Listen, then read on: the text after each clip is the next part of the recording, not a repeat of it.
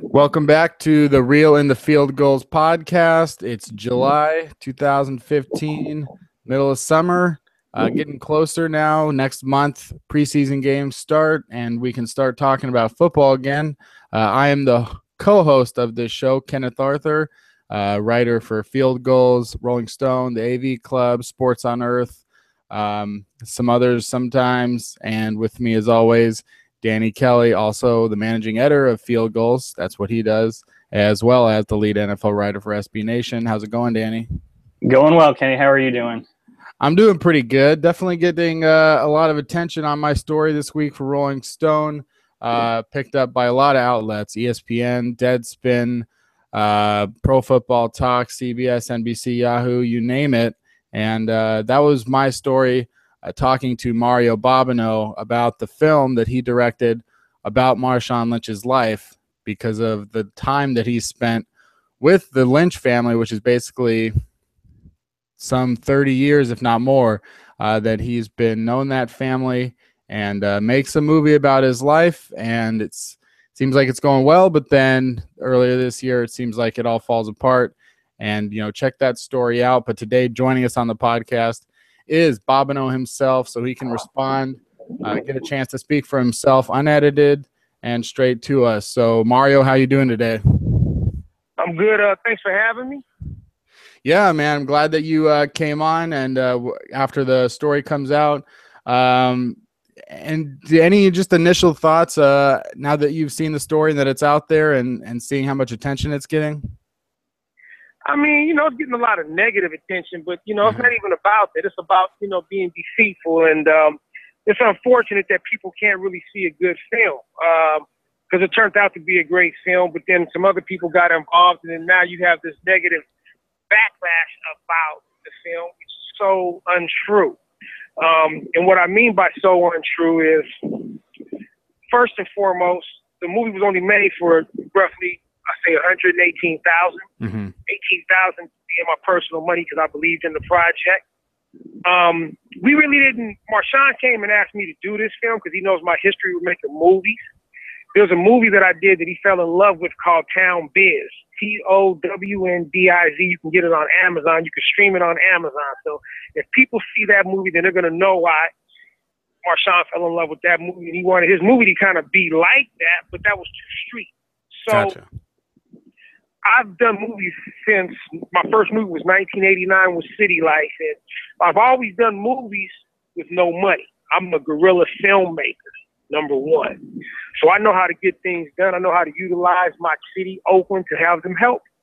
So we did Marshawn's movie, and the money ran out very quickly that a private investor invested into that film.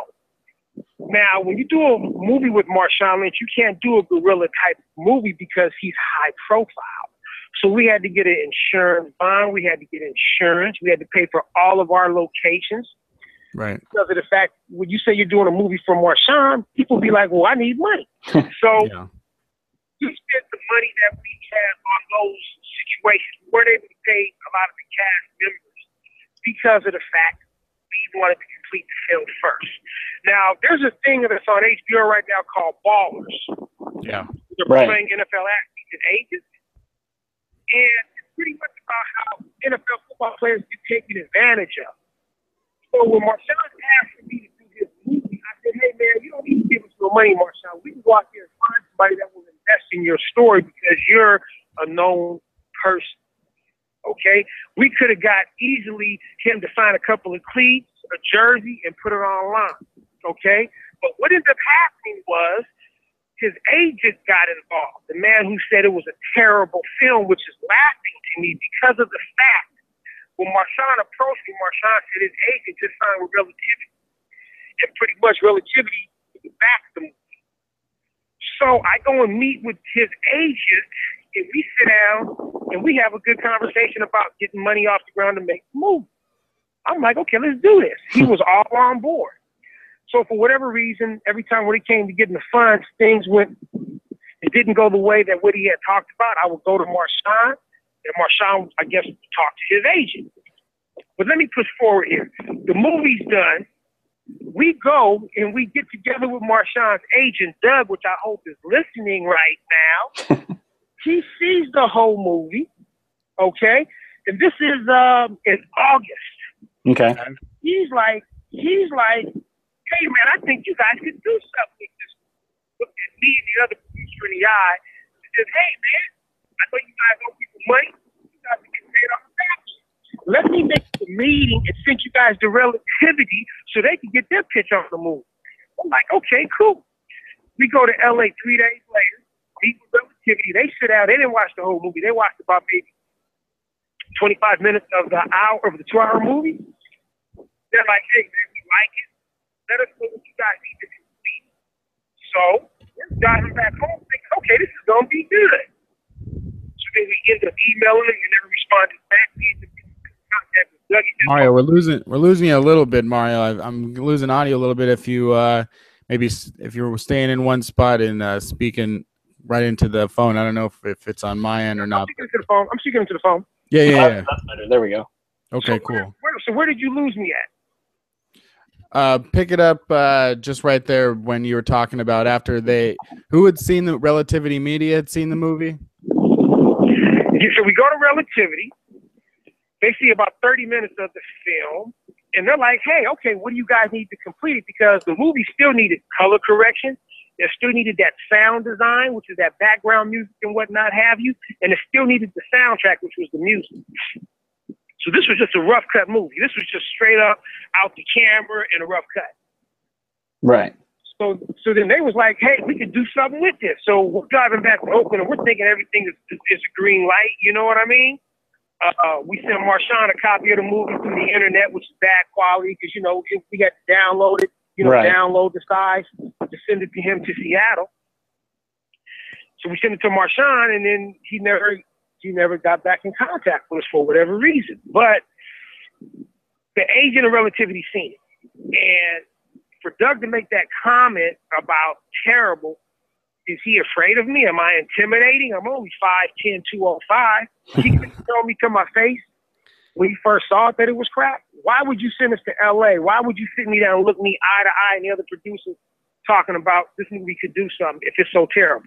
I'm having a hard time understanding that. Let's go back to let's go back to when it started, because when you talk about the time that, because Marshawn saw your movie Town Biz and you never made a pitch to him, like he came straight to you, and that's when the movie started. Yeah, well, here's the situation. Marshawn's high school coach played with me at Oakland High. We was teammates. He's 1 year older than me. So when I came back from college, I started giving back to my community by filming the high school city football games. And I would always give them to the city coaches after the game so they could use that as a recruiting tool to get their players out. Right. So long before Marshawn was like in the 4th grade, I was doing this with Coach Delton. So what ended up happening is I ended up giving him Marshawn's sophomore, junior, and senior year. I'm giving him all these games that I'm filming, and he's making a highlight tape, which helped Marshawn get a scholarship. Then I had a couple of talk shows where I would bring Raiders on to talk to players in Oakland football teams, high school football players, and do like a sports show. So Marshawn knew about me many years ago. Plus his mother was my cheerleader for Oakland Dynamite, and his uncle, Lynchs, played with me for Oakland Dynamite. He played with me at Oakland High and Sacramento State. So, and his father, their father was like a dad to me. So I know the Lynchs really well. Okay. So Marshawn approaches me last summer, and he says, hey, man, after they won the Super Bowl, I want you to do a movie about my life. So Marshawn already knew about my history. He knew about all the little productions I've done, the stuff that I've done for the city of Oakland. That's why he came and asked me to do his movie, because he knew I'm from Oakland. He knows I know what Oakland's about. He knows I know his story, and that's how I got the green light to do his film. Hey, Mario. Go ahead, Danny. Danny here. I was just wondering, whether or not we see the movie, that's kind of up in the air right now. But just from the start, what were the main goals for the biopic in terms of what Marshawn wanted to portray? Pretty much, he wanted to portray how tough it is in Oakland and how he grew up. He wanted to portray, for him growing up, it was very difficult because his dad wasn't in his life. Mm-hmm. So when we filmed the little part of the scenes when he was in middle school. You know, he had some troubles growing up because his dad wasn't around. A close friend of his got killed, who was right with Marshawn. So Marshawn seemed like a best friend growing up, killed right in front of his eyes. Oh, wow. And that's probably when he started playing football, started building this anger. Because if you notice when Marshawn plays football, this is what I respect about him and like about him. He runs with anger. Yeah. He plays. Like he's remembering when his best friend as a youth got shot. Right. So at the beginning of the movie, which I so wish people could see, people probably would have cried if they would have saw the first 15 minutes of the movie because his friend gets killed. Yeah. And it's portrayed by a dude, a young man named RK. So that whole scene, and then he's building this bond with his friends Josh Johnson and Verdell Larkins, right? Yeah. So you see these guys building a bond. Then we go to the high school part of the movie. And then that's when Marshawn's getting some size on him because when he was young in middle school, Josh and all them guys was bigger than Marshawn. Marshawn was tiny, you know? Yeah. So then in high school, he just goes through this transformation and he starts to get some size on him. And then that's when Coach Delton kind of becomes his father figure and kind of takes him up underneath his wing because most men in Oakland, you get to be high school, you start to feel yourself. Yeah. And it's kind of hard for the mothers to kind of relate to their kids because they need a man to step into their life. That's pretty much what's going on in the high school parts of the film. His mother's kind of losing control because Marshawn started to get size on her and she can't get spankings no more because he's too big. So Delton steps in and Delton's telling him, hey, dude, you got the chance to get up out of here. You got a chance to make something with yourself. You need to stay on track. So then Delton got Marshawn a tutor to help him with his education in high school. Marshawn was also a swimmer and swam on the swim team, which is all in the movie in the high school aspect. He's a swimmer. He's a fish, you know. And this was portrayed in the movie. And we had it, so people would have understood on why this guy is in such excellent shape.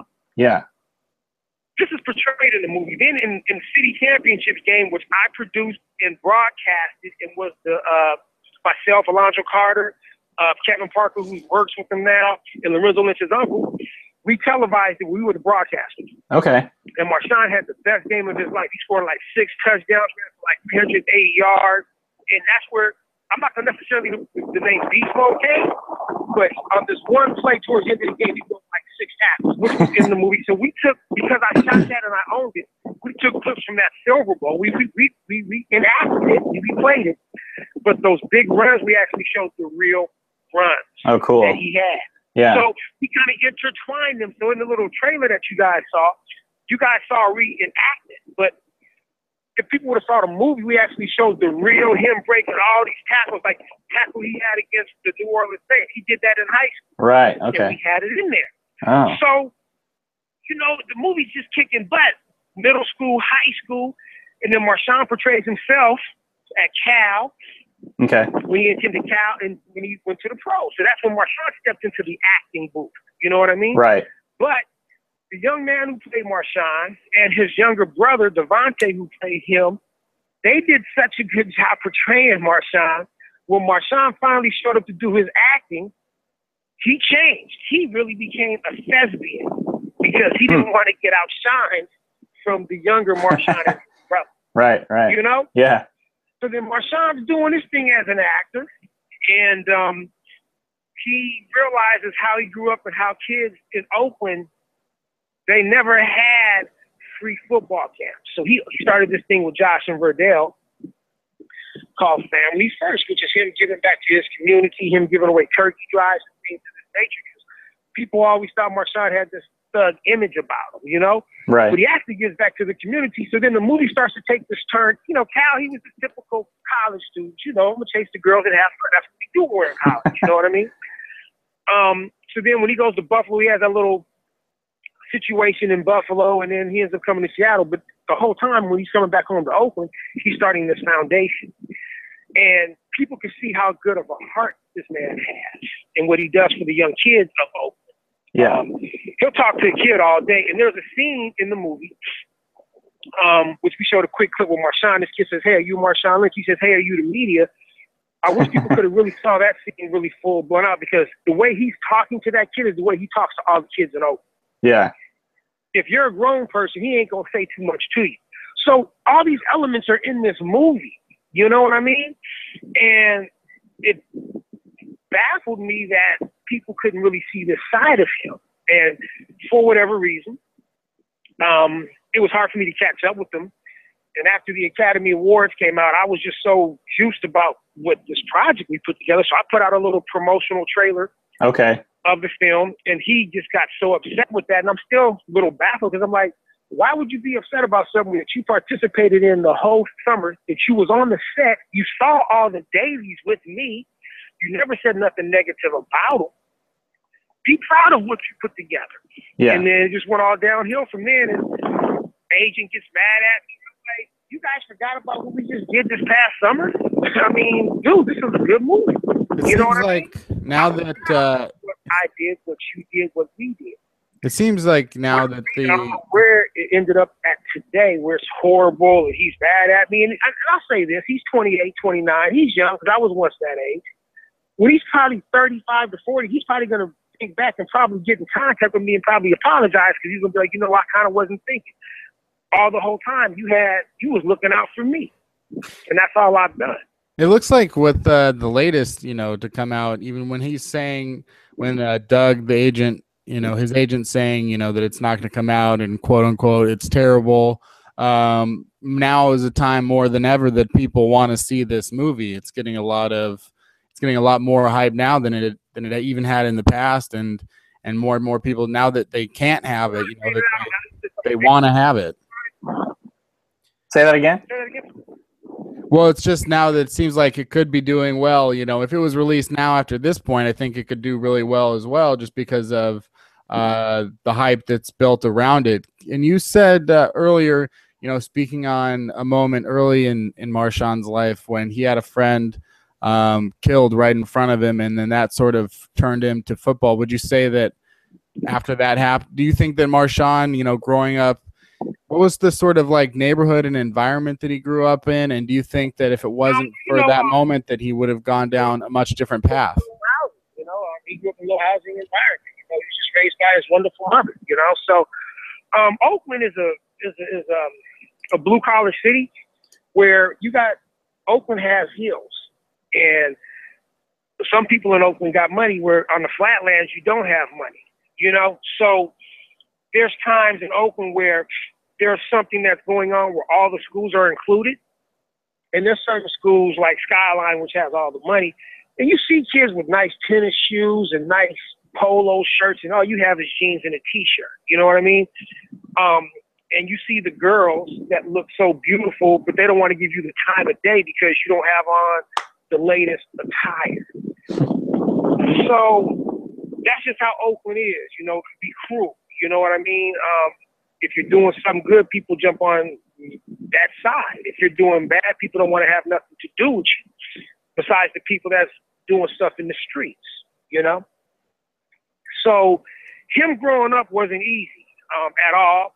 He grew up, I must say, pretty much in poverty.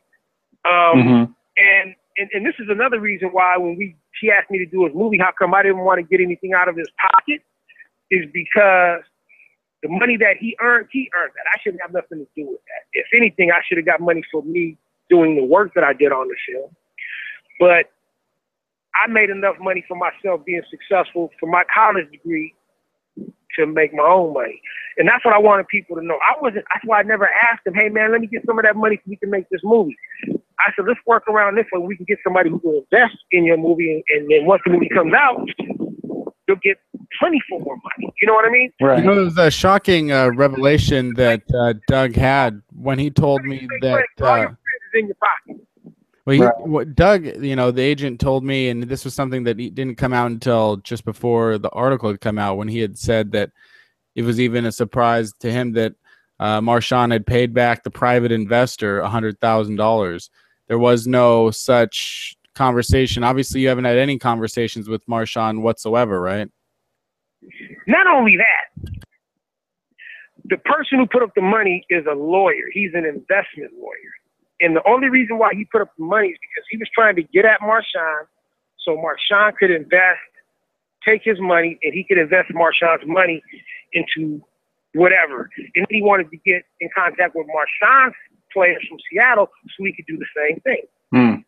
So I had a contract with the investor, and the investor was supposed to get his money back, and he's supposed to get 30% of whatever the movie made, right?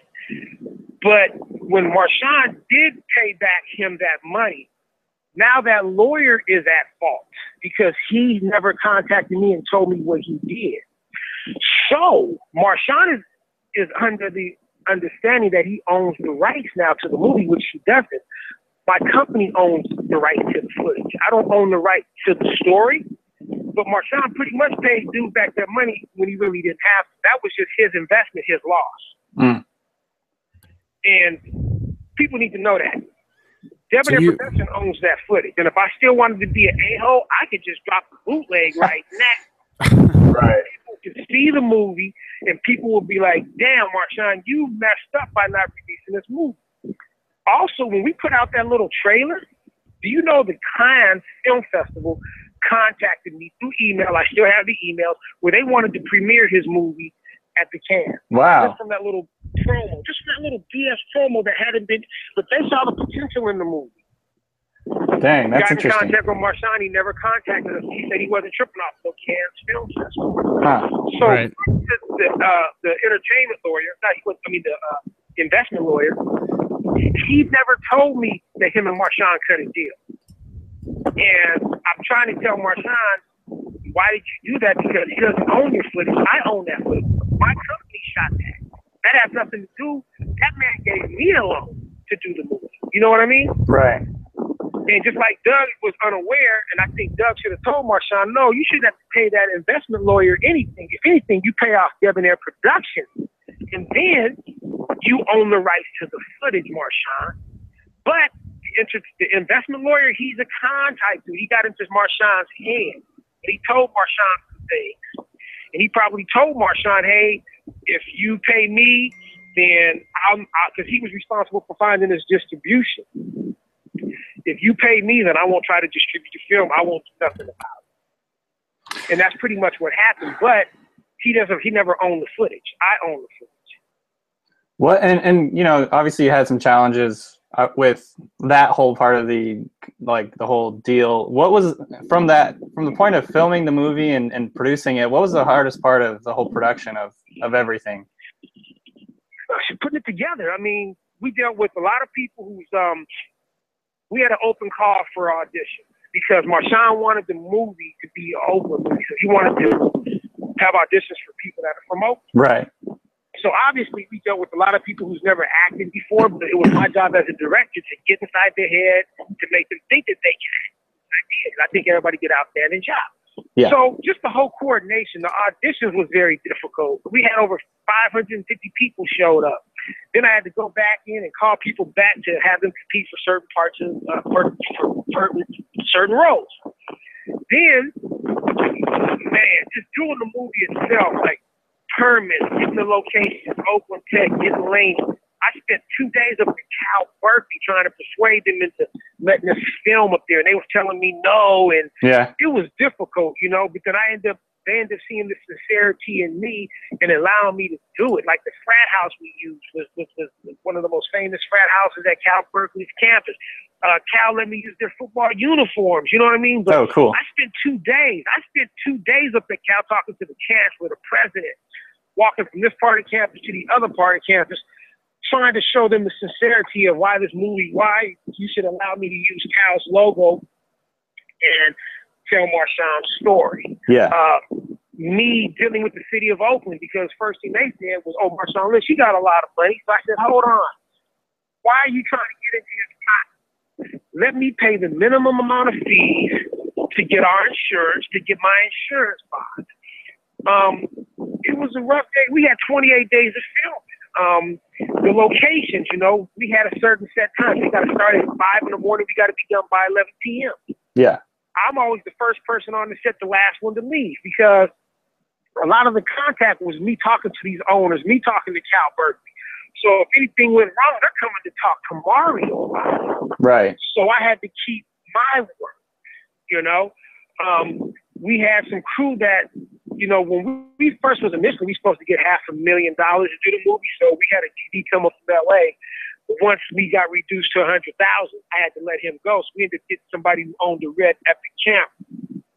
Okay. Now I won't lie, he was not the best cinema photographer in the world. A lot of shots I had to set up like, no, I need this shot. I need you to turn the camera this way. You know what I mean? Yeah, yeah. I wasn't too pleased with him, but with anything in life, you give me anything, I'm gonna make it work. That's what I did with this movie. So dealing with the DP who never did a movie before, I had to really spend a lot of time with him, helping him set up the equipment through the other crew members we had. And it was a very difficult film. It was, you know, it was definitely the most difficult film I've ever done because I wanted to do such a good job. Yeah. So we had to cross our T's and dot our I's on a lot of things. But, you know, one thing I'll say, I'll give Marshawn credit is every day he was needed on the set, he always showed up. Yeah. He always showed up. He was never late. He showed up, did his thing, hung out, and communicated with the crew as well as the cast members that was there. But when we did the film, it was shot in different phases. Like we did the young kids first. So as soon as they graduated from high school or school was out, that first week was all dedicated to the youth. So because a lot of youth have to go on vacation or go to summer school. Knocked them out. Then the following week, we had to use his old high school for tech. And that's when his brother came in, and we had a deadline because they had summer school, so we had to use the other part of the school. You know, so it was timing for a lot of things, you know. Right, and then we had to make sure when we did do production that we were on point with our schedule because Marshawn did have to be in Seattle by the end of July, and his last filming day was July 23rd. And he had to be in Seattle, I think, like the 26th. Okay. So we never had no reshoot.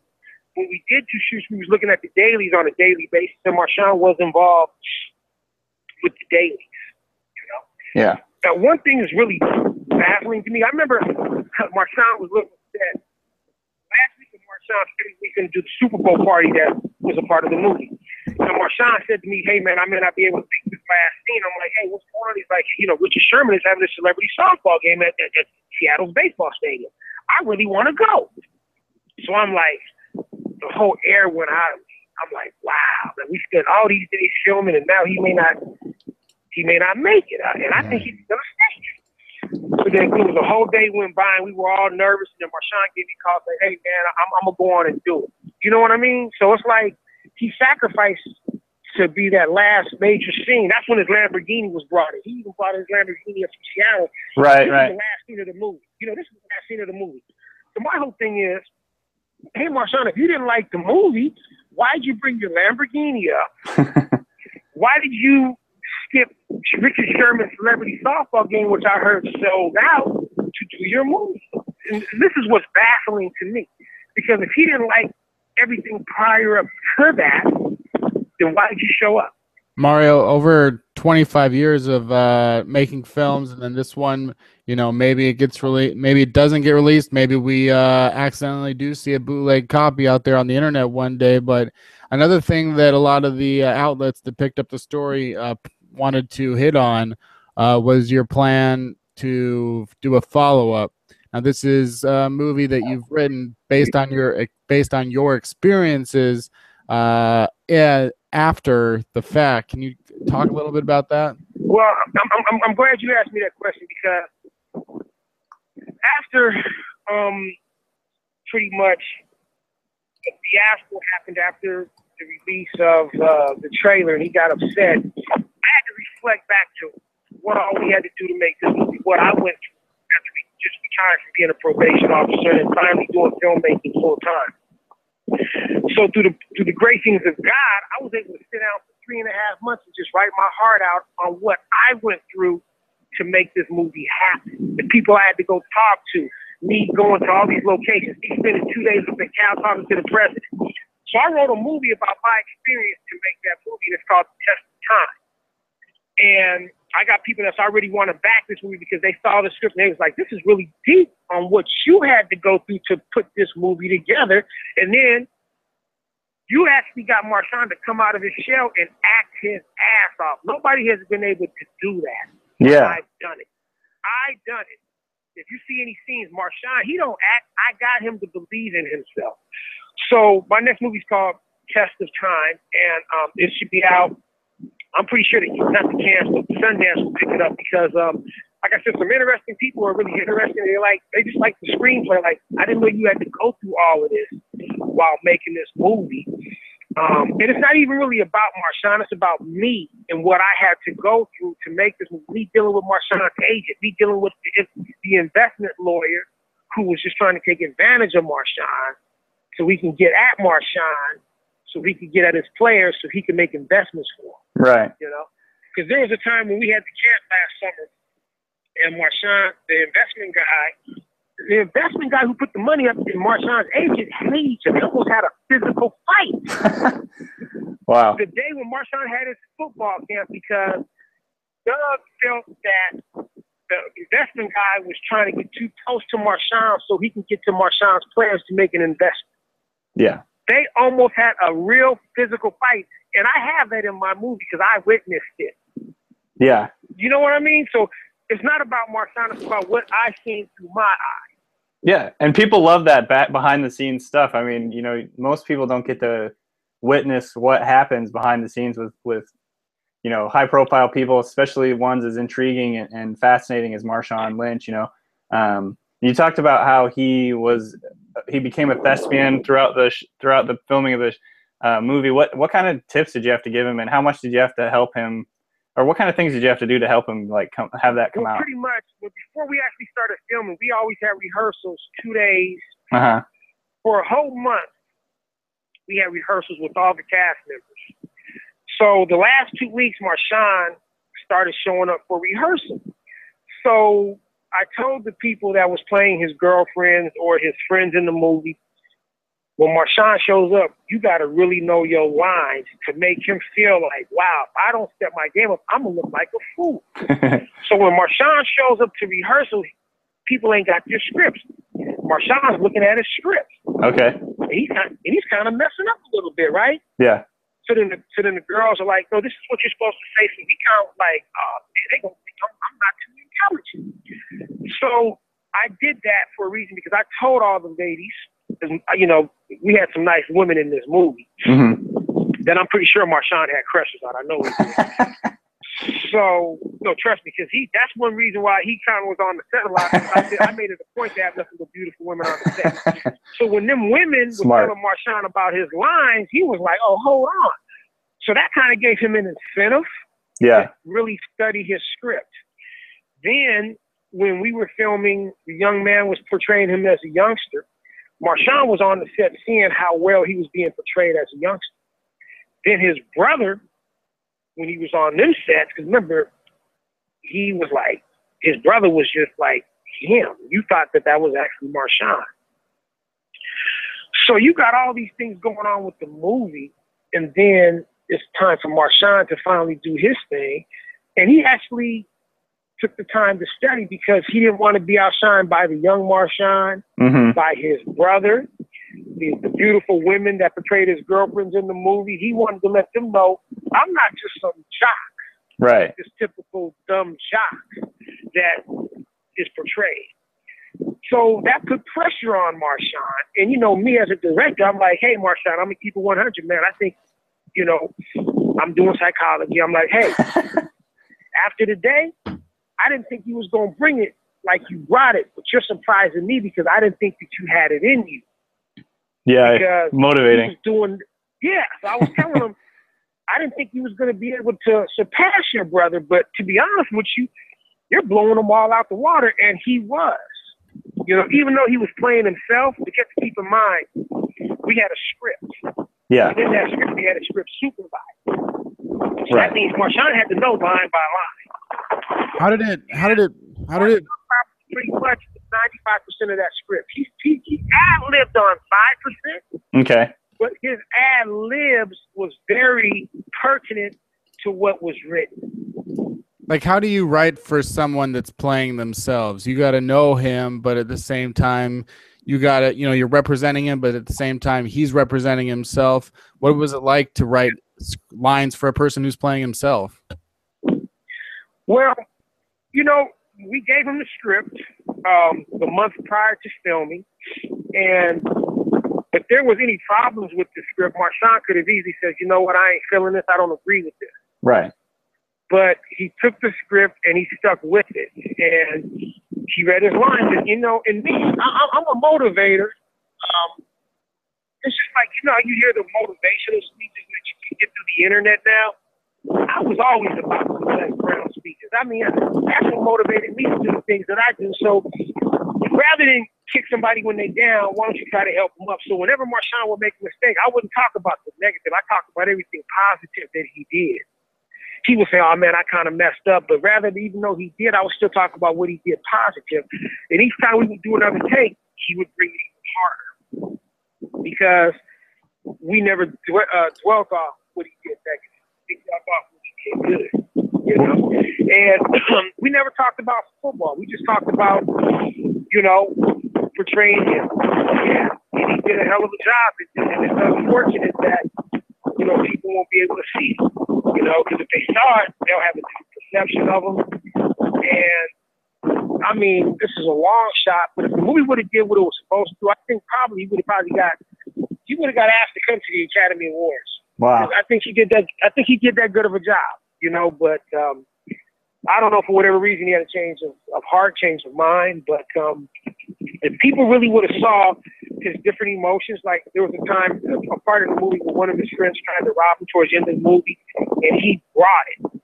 There was a time where he was engaged with his girlfriend, and they was talking about coming back home to Oakland. He brought it with that.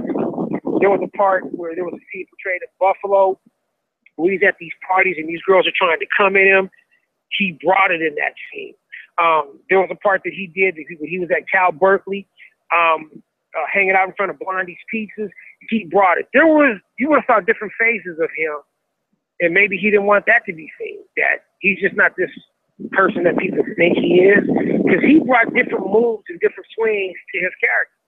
And that's why I thought if the movie ever would have came out, the Academy would have recognized him. Like, wait a minute, this dude got emotional. This dude got sad. This dude had to break down with a kid and talk about a certain situation with a kid. He had a scene with his real mother that was very intense, you know? Yeah. And his real mother played that scene. But when they did that scene, it was like nobody was even in the room. There was another scene with him and his sister and his brother and his mother. And when we did that scene, you actually physically thought that nobody was there because it was just that real. And maybe because he opened up so much, maybe he didn't want that to be seen. Yeah. In real life. Because he opened up on some things that was like, wow, okay, he's you know, he's not this portrayed football player. He's a real human being with real issues, you know. But he acted through it. You know what I mean? And you know, before we have one, you have to change the angles, you know. But it's just unfortunate. It's just unfortunate because I think if he would have let the movie come out, then he would have had a lot of offers to do some major movies after this film would have came out. But, you know, like I said, he's 28, 29, so I remember when I was once that age. So he'll probably be regretting 10 years from now. Like, you know, maybe I should let the movie come out after all. You know, but like I said, there's nothing I could do about it. I did all I could do to make the movie happen. Is there any next steps in terms of trying to get it out, or have you given up on the idea of releasing it? You know, everything's in his hands. You know, I'm not going to overstep my boundaries like I already did. You know what I mean? Right. So I just got to keep it there. I'm just going to just do me. I'm not going to go out of my way because for what? You know? Right. It's up to him. Hopefully one day he'll wake up and realize, you know what? Forget what my agent Doug said. Let's go and make this movie happen. Yeah. Yeah, that's but that's disappointing because what you're describing sounds so fascinating in terms of just seeing those different sides of Marshawn. I think people honestly would really enjoy that. You know, like he's such an interesting person and you know, because of the fact he doesn't talk to the media a whole lot anymore, I think there's real, you know, hunger for that. And so it's definitely disappointing that that's not, you know, something that's going to be public. I mean, I'm just as baffled as you. It's like, it's something that I can't put my finger on, but, you know, I've done all I could do for it, and I'm just not going to invest that much time. independent no more because, you know, like I said about Doug, he sat up and saw the movie and liked it and sent it to L.A. and then you're going to put the Rolling Stones as terrible? That's some harsh words to say. You know what I mean? Yeah. I mean, if it was so horrible, I never would have sent me to L.A. I'd have been like, okay, thanks for coming. I'll give you guys a call back. Right. I got his personal number right now. I know where his office is at and everything. So if my movie was so horrible, I don't have his business line. I have his personal phone number. You know what I mean? So if it was so terrible, then why are you giving me all this information? Right. Can you talk a little bit about, because we talked about Marshawn Lynch and his relationship with the media, and you started out in high school when he was doing you're pretty much his first media member that he's ever dealt with, being that you were taping his high school games and putting together the tape that got him into Cal. Has his relationship with the media, you know, and it's portrayed in the film, as you said, when he's talking to the 10-year-old kid, how can you explain the transformation, or was there a transformation of how Marshawn went to being a guy that will not talk to the media? Well, I'll put it to you like this. I think because I knew his coach and his mother and things that I used to do, he just felt very comfortable with me because I was the first person to interview him. Mm-hmm. And when we did do our interviews with him, I mean, we just kept it solid because I knew his whole background. And, you know, I think pretty much when he got to the pros, it was he got interviewed wrongly by some reporter in Buffalo, and that just made everything go downhill. Now, I will say this, and this is something that people would have known about the movie about Marshawn. He was shy. He's been a very shy person. Okay. So when he was in high school, he was very shy. So that's why he didn't like to talk to the media, is because he was shy. He didn't feel comfortable with his words at that time. So what I would do is whenever I would interview him, I would ask him questions that would make it fun that he would want to answer. Right. I never made anything difficult for him, you know. And that's why he felt comfortable with me. But he felt sometimes some media would ask him some very difficult questions that may have him tongue-tied. Right. And that's what I think now. Well, I can't speak for now, but in the early days of the NFL, he just didn't like to talk. Marshawn was all about, I perform. I'm all about that business. My talk is going to be done on the field. But he'll go and talk to a group of kids all day because kids are innocent. But sometimes us as adults, we like to get in personal matters. Yeah. You know, something you may have heard of, and you may want to ask him about, hey, why'd you hang out with so-and-so? So-and-so is supposed to be selling drugs. He doesn't want to ask those type of questions. But those are the type of questions that the media would ask him. Right. With me, I'm not talking about nothing with who you hang with. I'm talking about, you know, when you went to tech and you talked to the kids, what did you tell them that's going to keep their heads up? You know what I mean? Yeah. Stuff that he enjoys doing, which was communicating with youngsters about how to make it from high school to college, how to transition from junior high to high school. So everything that I did with him was always those type of questions. It wasn't, you know, so why I heard you almost like there was something that happened when his sister graduated, some gunshots was fired when he was at Cal. The media was asking him questions about that. He don't want to talk about that because coming from Oakland, we've all experienced it. I've been in situations where I've been in a car and gunfires have been fired at a car that I was at because that's just how we grew up in Oakland. I hate that it's that way, but that's just the way it is. You know, But I don't want to talk about it. You know what I mean? Because it's like it's depressing. And then, like I said, his best friend got murdered in front of him at a very early age. Yeah, and I don't think that's something people really know. Like that's not something that, you know, he's talked about a whole lot. When you're, you know, you're plugged into the community in Oakland. What does Oakland think of Marshawn Lynch? Just, you know, love him. He could be the mayor of Oakland. They love him. Yeah. I mean, they love him. I mean, because he's done so much for the city. You know what I mean? Yeah. And I think the city is torn right now because you got me, who I'm a pillar in the community for all the things that I've done through sports, and me and him are kind of at this bonking each other right now. So the city's kind of hurting right now because they're like, but this is Mario, the guy who helped get a scholarship. And right. This is Marshawn. What's going on? You know what I mean? Yeah. So, but remember, I'm older now. I'm 52 years old. He's young and he's in his prime. You know what I mean? Yeah. But the city of Oakland loves him. So, you know, the mayor, she's young. She loves him. The mayor of Oakland, she knows me because we won the city championship. She was a cheerleader, so she remembers me. You know what I mean? Totally. But you know what I mean? But the city of Oakland loves Marshawn, and that's why if things would have worked out, it probably would have been a parade the day of the movie or the premiere. Yeah, you're fine. Like you're happy, like to let it happen, and just sort of you don't hold any ill will towards Marshawn. Mostly, you're upset maybe that his agent wasn't as forthcoming, that he had to tell someone else. Say that again. Well, you're not upset with Marshawn, right? No, man. I mean, like I said, man, I'm pretty sure 20, 15 years from now, he's going to come up to me like, hey, man, I know you always have my best interest, and I still got open arms for him. But like I said, he's 28, 29, so he's bitter against me right now, but it won't last forever. Well, I think we speak for everyone when I speak for everyone when I say I wish we could see the movie. I think it would be a really fascinating look at his life and his upbringing and kind of what he had hoped to accomplish with putting together the biopic. So I think it's fascinating. Also, you've created Marshawn is one. I think the number that you told me over the phone, Mario, was something like 70 kids that you've made tapes for have gotten scholarships. Including, say it again, Kenny. Just that you've helped like something like 70 kids get college scholarships, including Marshawn, Josh Johnson, Marcus Peters, who was just recently drafted by the Kansas City Chiefs. Pittsburgh Steelers, Will Blackwell before him, Kwame Ellis. You could ask any coaches who was coaching, Coach John Beam, Coach Carter. They'll tell you, Bobino, Coach Denny, may his soul rest in peace.